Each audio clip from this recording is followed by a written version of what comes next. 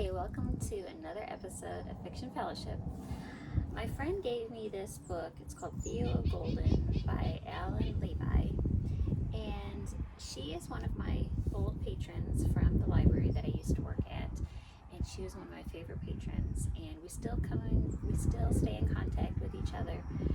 I recommend her books and she recommends me books. And she gave me this book to read. And it is more of a literary fiction book. I don't usually read these type of books. I usually read like Christian fiction or historical fiction, mystery thriller, but she said it was really good, so I thought I'd give it a shot, and it was very, very good, actually. So this book is the first novel written by this author, so I'd never heard of him before, but he's actually pretty interesting. So this book is about a man named Theo, and he suddenly just appears in this city called Golden. It's set in Georgia, and he just all of a sudden appears. Nobody has ever heard of him. Nobody knows really anything about him. They don't know his last name. They don't know really anything about him other than he is from Portugal. And he's like 87, 86, something like that. And so he's just like walking around the town and everything, getting to know the things that are there. There's a nice bookstore, a nice coffee shop, just a nice little town. And so he goes into this coffee shop and he sees all of these pencil drawings. I think they're either pencil or charcoal drawings. And he sees them up on the wall, and there's like 90 of them, and they're all in frames, and they're portraits of people. And so he's like mesmerized by this, and so he just stands and just looks at all of these drawings and everything, and just studies them and studies their eyes, and he sees like sadness in some of their eyes. He sees happiness, but he has this really cool idea that he wants to buy each portrait and return it to the person who is in that portrait.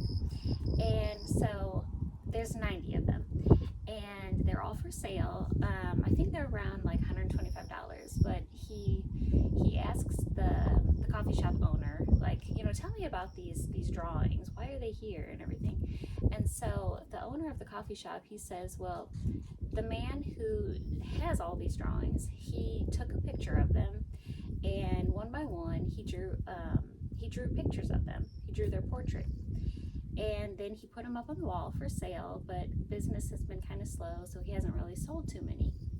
So Theo has this idea that he wants to purchase them one by one and gift them to the person who that's their face. And so they're like, why do you want to do that? That's so strange. And he doesn't really have an answer of why he wants to do that, but he does. And so he meets each person by a fountain in the town, and he meets them there. Well, first he writes them a letter and says, okay, my name is Theo. I want to give you your portrait for free, no strings attached. You don't have to do anything. Just show up at the fountain, and I want to give it to you as a gift. And so at first he's like, well, I don't know if people are going to want to do this. And so he does meet the people at the fountains, and he learns more about them, asks them a lot of questions, and then they ask questions back. He doesn't really tell a whole lot about his background other than he lived in Portugal, like in a small town there, and maybe a little bit about him, but not too much. And he asks more questions about them to get to know them, and he gets to know them about their lives. So each person is totally different. One person is a cello player, one person is homeless, one person is like an accountant, and so he just learns all about them and just intricate details about them, and he becomes their friends and everything. So later on in the story, he goes back to New York because he has some property there that needs to be settled.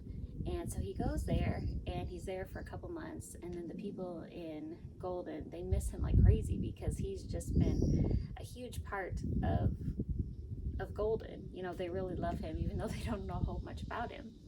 And so they miss him, and then he comes back, and then some things happen, and I don't want to say anything about this big part part of the book that happens, but you really should check it out. It's a really good book, and it like uh, it's really nice, and it like chokes you up a little bit when you think about certain things. And this man is just so nice and so generous, and it's like, man, I want to be like that. I want to have so much generosity that I want to be able to give, and not expect anything back. And it's just a lot of life lessons learned in this book, and I think you're going to really enjoy it. And at the end, you might cry. I definitely got choked up, but it's definitely worth reading. So I just wanted to share that book with you. We'll see you next time.